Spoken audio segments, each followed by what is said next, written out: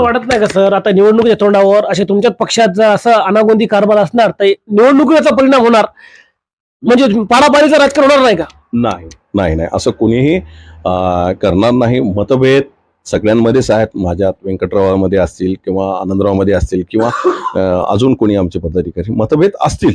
आणि मतभेद असल्याशिवाय त्या संघटनेमध्ये असं चार्मिंग पण नसते.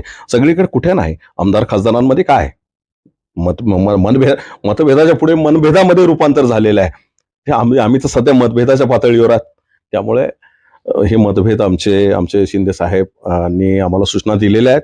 व्यंकटरावजी सुद्धा खूप सजग आणि प्रगल्भ व्यक्ती आहेत. आनंदराव तर आहेतच.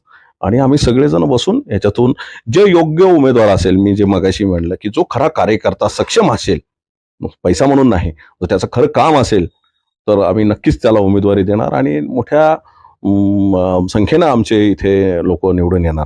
त्यांचे किती नगरसेवक निवडून येते? महाविकास भगवा फरणार का आपला? महानगरपालिकेमध्ये आमची जी काही युती आता साहेब सूचना करतील त्याप्रमाणे निश्चितच आमचा महायुतीचा